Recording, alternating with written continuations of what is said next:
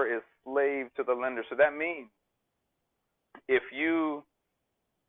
I go to someone, let's say I go to Taylor and I ask Taylor for $1,000. At that point, whenever I make money, some of my money has to go to Taylor. Right? I have to pay Taylor back. So that means at that point, I'm working for Taylor. Did you see that? Like I have to go working. Right, right. So now I have two bosses, not just my job or my clients, but now Taylor has I have a responsibility to Taylor. So it's the same thing when you have Honda payments, Bank of America, Sallie Mae.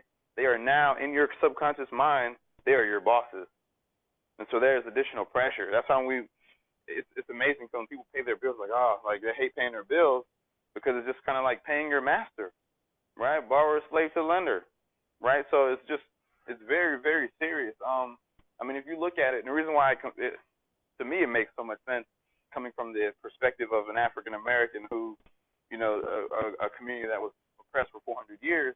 When you go and to look at slavery and you see someone was on the field working the cotton plantation, picking cotton down here in Georgia, and then they do all this work only to get it counted and given to the master so they can go make money on the market. This is literally what happens with our finances today.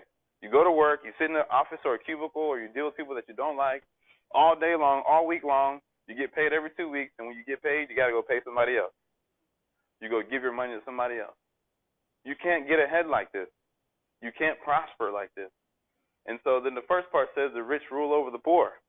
So those who are giving us the money or the debt are always going to be ruling over those who are receiving the debt. Because when you're helping the rich build wealth, right? When people go to build their credit, the poor or moderately living people are literally going to the rich folks and saying, "Hey, let me borrow some money so I can build my credit score, so I can borrow more money from you."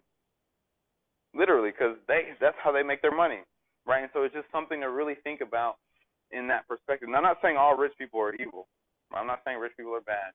I'm just saying the people who loan money tend to have money. And so when they loan you money, just know that they're now becoming your master. It might be described it might be looking in the form of a corporation or a bank, right? It might be looking in the form of a credit union, but they're still lending you money. It might not be Tom, who lives in $1 million house, giving you the actual money, right? It's an institution that is owned by these people who are getting shares and profits from their stocks and whatever else, right? So it's just something to really think about.